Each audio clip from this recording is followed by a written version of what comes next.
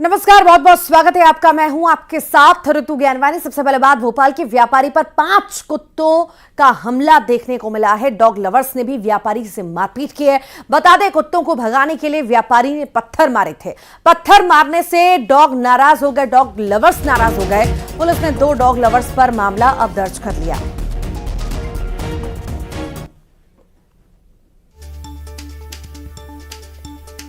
तो व्यापारी पर 5 कुत्तों ने हमला बोला। डॉग लवर्स ने भी व्यापारी से मारपीट की। अब जो है 2 के खिलाफ मामला भी दर्ज हुआ है।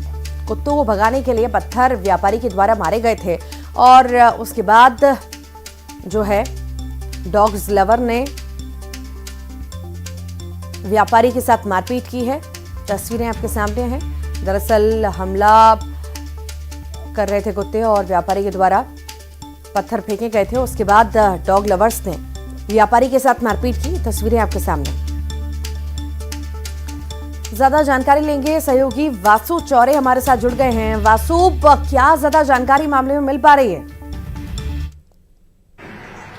बिल्कुल, देखिए, भोपाल के गोविंदपुरा इलाके से पूरा मामला जो है वो सामने आया है, जहां पर कुछ कुत्तों ने एक व्यापारी के ऊपर हमला कर दिया और फिर व्यापारी ने अपने सेल्फ डिफेंस में, बचाव में कुत्तों को भगाने के लिए, कुत्ते के झुंड जो थे उनको दूर करने के लिए वहां पर पत्थर उनके ऊपर फेंके और इस बात को लेकर वहां पर विवाद जो है वो गहरा गया। जो डॉग लवर्स है उनने इस पूरे मामले को लेकर आपत्ति जताई और इसी बीच कहासुनी और फिर कहासुनी से लेकर हाथापाई जैसी जो स्थिति है वो डॉग लवर्स और जो व्यापारी है उसके बीच बन गई। इसके बाद ये पूरा मामला जो है वो पुलिस तक भी पहुंचा। पुलिस ने बहरहाल केस दर्ज कर लिया है, लेकिन चिंता की बात यह है कि लगातार जैसे ही ठंड के सीजन की शुरुआत होती है ऋतु, लगातार डॉग बाइट्स के जो मामले हैं, कुत्तों के जो हमले के मामले हैं वो बढ़ते रहते हैं। पिछले साल भी इस तरीके के कई गंभीर मामले जो हैं वो सामने आए थे। खासतौर पर सबसे ज्यादा बुजुर्गों को और बच्चों को जो कुत्ते हैं वो अपना निशाना बनाते हैं और एक बार फिर से नगर निगम की उन तमाम व्यवस्थाओं पर सवाल या निशान खड़ा हो जाता है, जिसमें वो ये कहते हैं, ये दावा करते हैं कि हम आवारा कुत्तों की नसबंदी करा रहे हैं, आवारा कुत्तों को शहर से दूर छोड़ने का जो काम है वो किया जा रहा है और एक बार फिर से अगर इस तरीके के मामले बढ़ेंगे तो ये जो मुसीबत है वो और भी ज्यादा बढ़ती हुई नजर आएगी। बहरहाल इस पूरे मामले में पुलिस जांच कर रही है। पुलिस का कहना है कि डॉग लवर्स की बात को भी सुना जा रहा है, जो पीड़ित हैं इस पूरे मामले में उनकी बात को भी सुना गया है और तमाम तथ्यों को ध्यान में रखते हुए कार्रवाई की जाएगी। जी, वाकई यहाँ पर ये भी वासु कह सकते हैं कि डॉग लवर्स की गुंडाई यहाँ पर देखने को मिली है। और चूंकि अपने बचाव में इंसान क्या ही करेगा, अगर कुत्ते हमले करेंगे तो अपने बचाव में कुछ न कुछ तो करना पड़ेगा। और लगातार जिस तरह से मामले सामने आए हैं, हम देख रहे हैं कई सारे बच्चों की जान तक चली गई। किस तरह से हमला झुंड ने कई सारे बच्चों पर बोला, कई सारे बुजुर्गों पर हमला बोला है और कई जाने जा भी चुकी हैं, बुरी तरह से घायल भी हुए हैं। कुछ दिन पहले भी आपने देखा होगा डिलीवरी बॉय पर भी हमला हुआ था। अब जब ये मामला सामने आया है तो नगर निगम पर सवाल उठना लाजमी है। क्या किसी तरह का रिएक्शन सामने आया है क्या?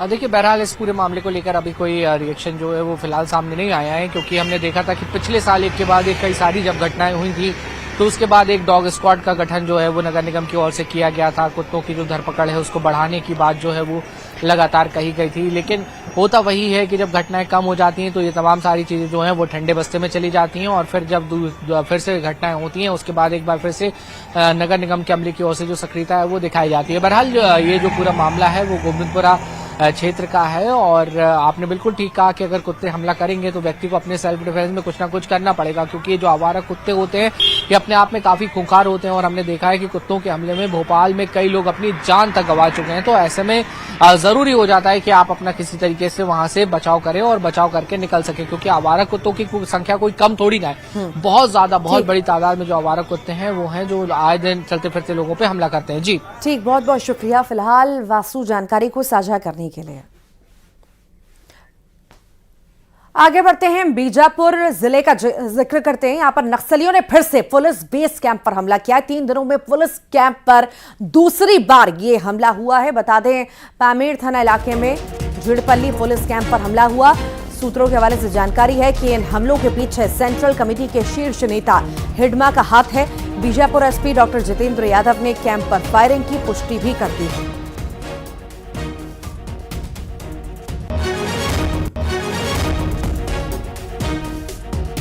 बीजापुर जिले में नक्सलियों ने फिर से फायरिंग की है, फिर से पुलिस बेस कैंप पर हमला किया है। बता दें, 3 दिनों में पुलिस कैंप पर दूसरी बार ये हमला हुआ है। ज्यादा जानकारी के लिए सहयोगी दिनेश हमारे साथ जुड़ गए हैं।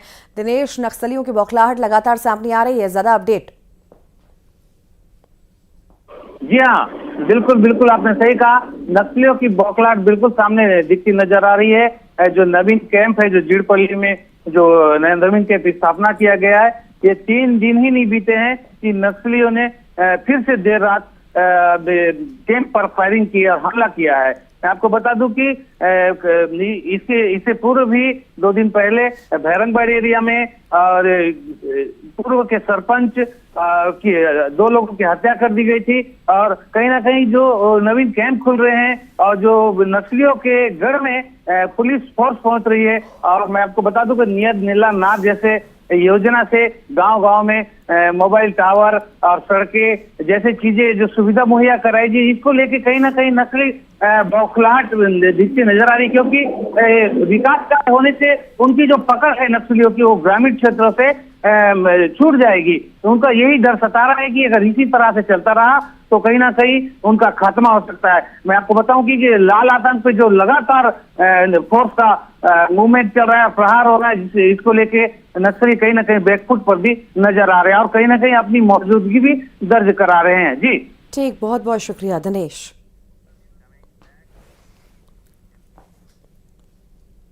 भोपाल का जिक्र करेंगे। यहाँ पर सीएम पल्स पोलियो अभियान की शुरुआत करेंगे।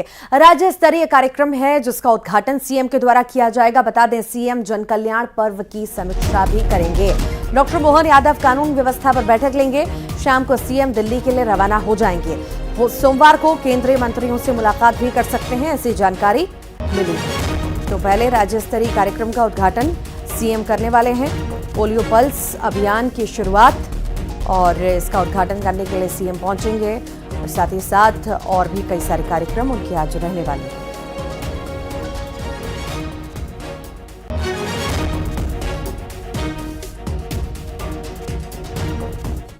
और भोपाल में पुलिस की कॉम्बिंग गश्त अब शुरू हो चुकी है। रात भर बदमाशों पर कार्रवाई हुई है। सभी थाना क्षेत्रों में एक साथ कार्रवाई अब होगी। स्थायी वारंटी और जिला बदर पर कार्रवाई होगी। ये भी जानकारी दे दें कि 500 से ज्यादा जवान कॉम्बिंग गश्त करेंगे। कमिश्नर प्रणाली लागू होने के बाद 11वीं बार कॉम्बिंग गश्त की जा रही है।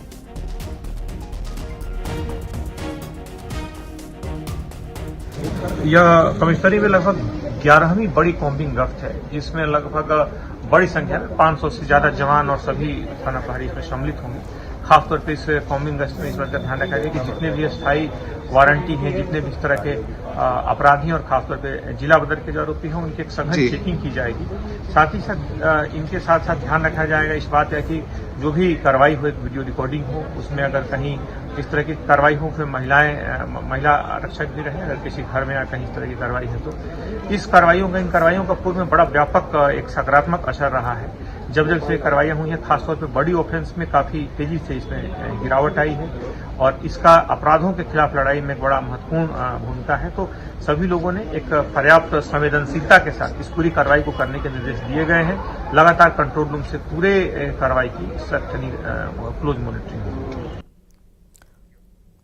सिंगरौली में बीजेपी पार्षद पति की गुंडागर्दी का एक वीडियो सामने आया। बता दें, युवक के साथ धक्का मुक्की करते नजर आया है।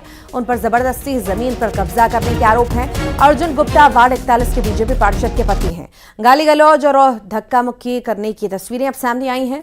बेड़न कोतवाली का ये मामला बताया जा रहा है। मारो, मेरा जमीन है, तुम्हारा जमीन है, तुम्हारे बाप का जाओ। अरे और एक बात मत कहिए, मारे और बात मत करे। लड़का क्या मारो थे? लड़के काहे मारो थे? क्या बदल दिए? मेरा हमारा जमीन हमारा से काहे ना बदला? जमीन है। वीडियो बना, वीडियो चल निकल चल निकल चल निकल। तोड़ दिए नहीं देखा भैया, हमारे के जमीन को लूटा ही आया, लूटे केस करे ना। हां देखा लूटा ही आया जमीन है मान कर। एग्रीमेंट खत्म है के तबाह हुआ था, लूटा था। एग्रीमेंट खत्म हो गया। हां एग्रीमेंट होता है। एग्रीमेंट एक साल करना रहता है। एग्रीमेट एक साल करना रहता है ना। जब तोरे कब मारा बताओ जी हम हट जाओ। गाड़ी वाली ना अंबिकापुर से खबर है, यहां पर नशीले इंजेक्शन के साथ ही 2 आरोपी गिरफ्तार हुए हैं। बता दें, सांडबार स्मृति वन में ग्राहक का इंतजार कर रहे थे। मुखबिर की सूचना पर पुलिस ने दोनों आरोपियों को गिरफ्तार किया। आरोपियों के पास से 33,600 रुपए के 109 नशीले इंजेक्शन बरामद किए गए हैं। मणिपुर थाना पुलिस ने यह कार्रवाई को अंजाम दिया।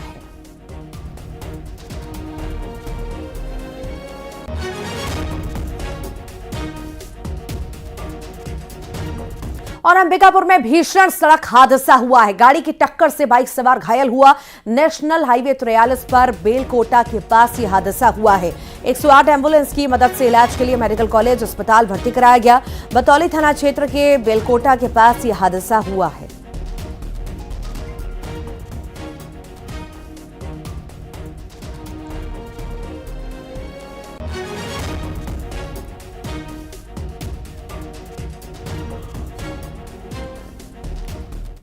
और मनेंद्रगढ़ में बाघ की दस्तक से हड़कंप मच गया। बता दें, बाघ ने मवेशी का शिकार किया है। बहुता गांव में ये बाघ घूम रहा है। वन विभाग बाघ की निगरानी भी लगातार कर रहा है। बाघ की दस्तक जिससे हड़कंप, बाघ ने मवेशी का शिकार किया। बहुता गांव में ये बाघ घूम रहा है और कहीं ना कहीं इससे डर भी है। फिलहाल वन विभाग निगरानी कर रहा है बाघ की।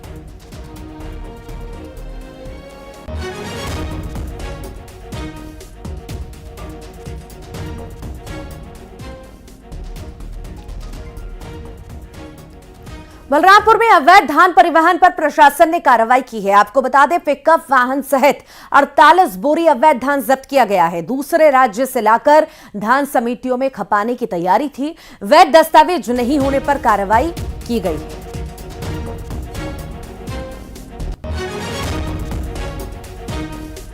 तो बलरामपुर का यह पूरा मामला, अवैध धान परिवहन पर प्रशासन ने बड़ी कार्रवाई की है। पिकअप वाहन सहित 48 बोरी अवैध धान जब्त किया। साथ ही साथ आपको ये भी जानकारी दे दें, दूसरे राज्य से लाकर धान समितियों में खपाने की इनकी तैयारी थी। वैध दस्तावेज नहीं होने पर यह कार्रवाई को अंजाम दिया गया है।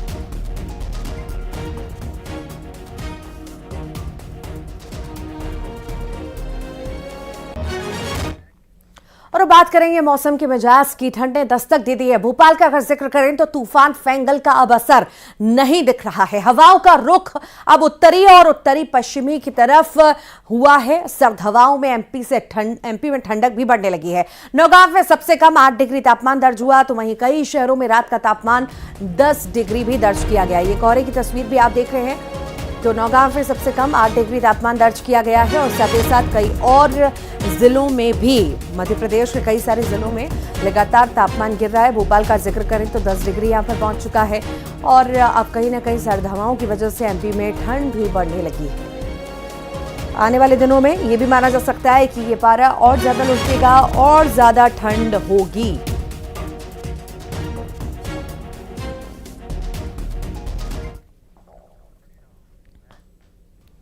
कोंडागांव में भी घने कोहरे की आगोश यहां पर देखी गई। कोहरे के कारण विजिबिलिटी काफी कम हो चुकी है।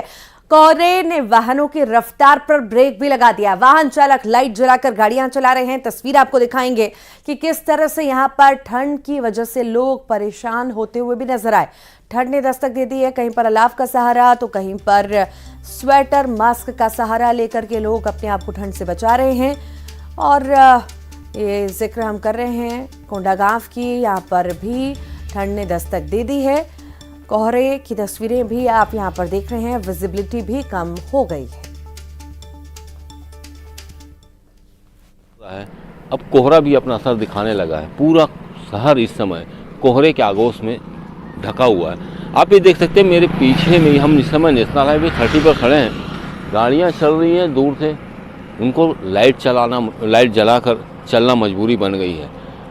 आमने सामने की गाड़ियां दिख नहीं रही हैं। पूरे कोहरे से हाईवे ढका हुआ है। आप इस साइड भी देख सकते हैं मेरे ठीक पीछे में कि किस तरीके से कोहरे का असर यहाँ पर दिख रहा है। और इस समय जैसे जैसे दिन बढ़ते जा रहा है, कोहरा भी बढ़ते जा रहा है। बहरहाल सबसे बड़ी सावधानी नेशनल हाईवे में चलने वालों से यही अपील की जाती है कि वो वाहनों की रफ्तार कम रखें, क्योंकि यही कोहरा दुर्घटना का कारण भी बनता है।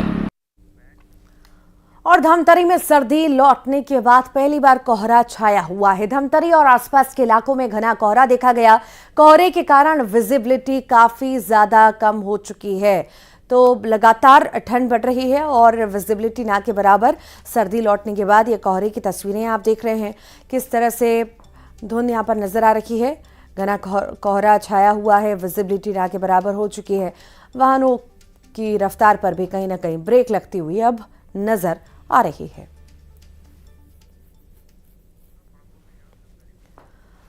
तो ठंड ने यहां पर दस्तक दे दी है। धमतरी की तस्वीर आप देख रहे हैं, विजिबिलिटी ना के बराबर हो चुकी है और रफ्तार पर भी ब्रेक लग चुकी है। ठंड बढ़ चुकी है, ठंडक बहुत ज़्यादा हो चुकी है धमतरी में और लगातार आने वाले दिनों में हम देखेंगे कि किस तरह से ठंड बहुत ज़्यादा बढ़ेगी, तापमान गिरेगा और लोगों को परेशान कहीं ना कहीं होना पड़ेगा। कहीं पर कोई अलाव का सहारा लेगा तो कोई कंबल का सहारा लेगा, कोई अलग अलग स्वेटर्स का सहारा लेगा। तो ये तस्वीरें आपके सामने हैं। आप अभी से जो है आप देख रहे हैं कोहरा किस तरह से छाया हुआ है। ज़्यादा जानकारी लेंगे सहयोगी वासु हमारे साथ भोपाल से, तो वहीं कोंडा गांव से विवेक हमारे साथ जुड़ गए हैं। वासु, आपका ही रुख करते हैं। राजधानी भोपाल के कैसे हालात हैं, कैसी ठंड वहां पर महसूस हो रही है, कितना तापमान वहां पर, कितना डिग्री तापमान है, बताइए। बिल्कुल, देखिए ना सिर्फ राजधानी भोपाल बल्कि जो तूफान था उसका असर अब कम होने लगा है, जिसके चलते एक बार फिर से जो उत्तरी और उत्तर पश्चिमी जो हवाएं हैं, जो सर्द हवाएं हैं, वो मध्य प्रदेश में दस्तक देने लगी हैं और उसके चलते एक बार फिर से जो टेम्परेचर में गिरावट का सिलसिला है वो शुरू हो गया है। इससे पहले हमने देखा था कि जब नवंबर का अंतिम सप्ताह चल रहा था तो वहां पर टेम्परेचर बहुत ज्यादा गिरा था। भोपाल का जो टेम्परेचर है वो 8 डिग्री तक पहुंच गया था, लेकिन अभी इतना ज्यादा टेम्परेचर भोपाल में तो नहीं गिरा है हालांकि, लेकिन नौगांव में जो पारा है वो 8-9 डिग्री के करीब जो है वो पहुंच चुका है।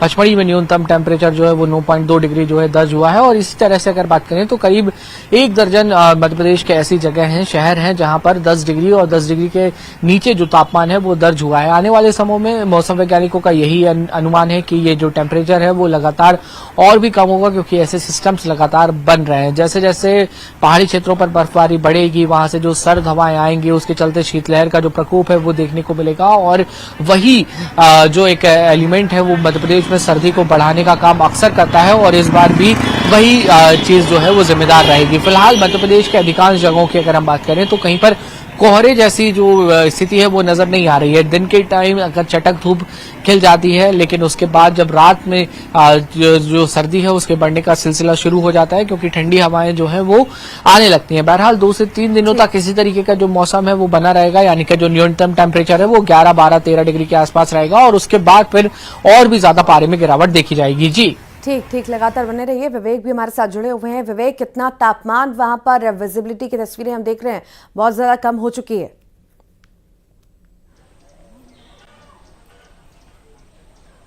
जी देखिए, जिस तरीके से तापमान लगातार गिरते जा रहा है और अभी रात का तापमान की बात की जाए तो 12 से 13 डिग्री है और सुबेरे अभी 20 डिग्री के आसपास में तापमान है। और विजिबिलिटी की बात की जाए तो कोहरा इतना घना छाया हुआ है कि अभी सुबेरे 10 बजे हुए हैं, लेकिन हालत यह है कि अभी सूर्य के दर्शन नहीं हुए हैं। तो आप अंदाज लगा सकते हैं कि कोहरे का असर कितना दिख रहा है यहाँ पर।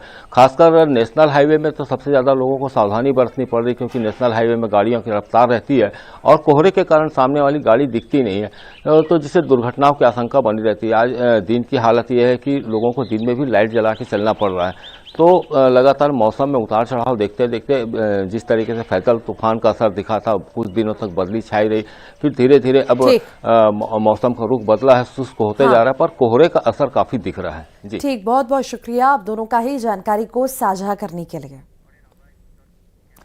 बालाघाट का जिक्र करेंगे। कान्हा नेशनल पार्क में धक्का मुक्की हुई है। बता दें, मोबाइल कोर्ट लेकर पहुंचे हैं जज ने गाड़ियों की शुरू की है चेकिंग। पेपर ना होने पर चालान भी काटा। पर्यटकों ने देरी को लेकर हंगामा भी किया। बहस के बाद जज का 3 घंटे तक घेराव किया। पुलिस की दखल के बाद ये मामला शांत हुआ है।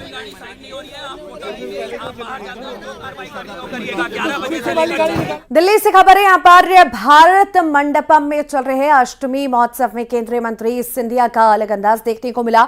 अष्टलक्ष्मी महोत्सव में सिंधिया नॉर्थ ईस्ट में प्रचलित एरी सिल्क जैकेट पहनकर रैंप वॉक करते नजर आए।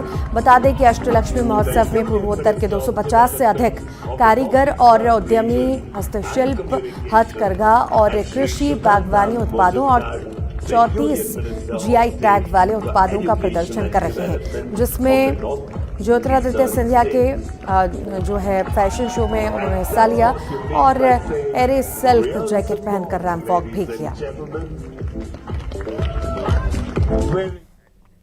मुंगेली में डिप्टी सीएम अरुण साव आपको बता दें राउत नाच महोत्सव में शामिल हुए। दुर्ग विधायक गजेंद्र यादव भी कार्यक्रम में मौजूद रहे। नाच महोत्सव में प्रदेश भर से 40 से ज्यादा नर्तक शामिल हुए।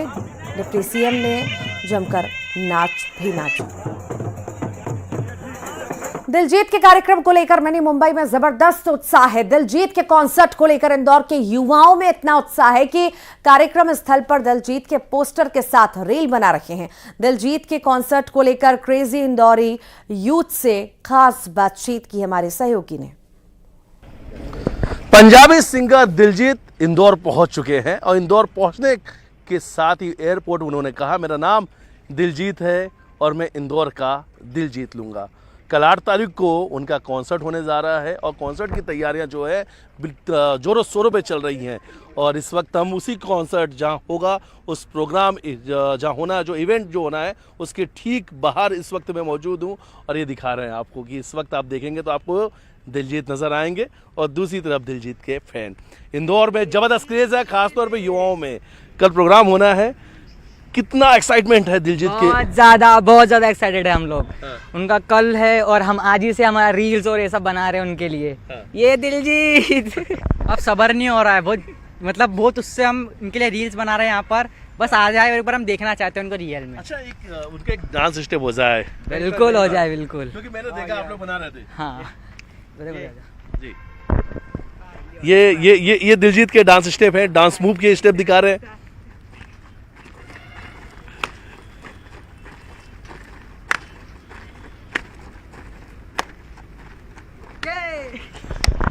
ये पंजाबी ये इंदौरी क्रेजी है और दिलजीत के प्रोग्राम को लेकर इंदौर में जबरदस्त युवाओं में क्रेज देखने को मिल रहा है। तैयारियां पूरी हो चुकी है, दिलजीत इंदौर आ चुके हैं। 8 तारीख को बड़ा कॉन्सर्ट होने जा रहा है और दिलजीत तो कह चुके हैं इंदौर का दिल जीत लूंगा क्योंकि मेरा नाम ही दिलजीत है। वीडियो जर्नलिस्ट डॉक्टर साथ मिथिलेश गुप्ता, न्यूज़ 18 इंदौर। और उधर मिनी मुंबई में दिलजीत दोसांझ के कार्यक्रम स्थल पर बजरंग दल ने हंगामा किया। बजरंग दल कार्यकर्ता कार्यक्रम स्थल पहुंचे और स्थल पर शराब की बिक्री के विरोध में पहुंचे हैं। आरोप लगाया कि कार्यक्रम के दौरान खुले में शराब और मांस बेचा जाएगा। बजरंगियों ने कार्यक्रम स्थल पर बदलाव करने के निर्देश दिए और मनमाफिक बदलाव नहीं होने पर कार्यक्रम का अपनी स्टाइल में विरोध करने की चेतावनी दी। के काउंटर लगे हैं सामने, यहाँ सब बड़ी बड़ी शराब कंपनियों के बड़े बड़े काउंटर चारों तरफ लगे हुए हैं। इसी जानकारी को पुख्ता करने के लिए बजरंग दल समाज की भावनाओं का सम्मान करते हुए यहाँ आया है और यह सुनिश्चित कर रहा है कि इस कंसर्ट में शहर की माता बहनों की सुरक्षा के लिए क्या व्यवस्थाएं की गई है। क्या शराब पीकर यहाँ पर माता बहनों के बीच में कोई अभद्रता करेगा तो उसको रोकने के लिए क्या इंतजाम प्रशासन द्वारा किए गए हैं, आयोजकों द्वारा किए गए हैं।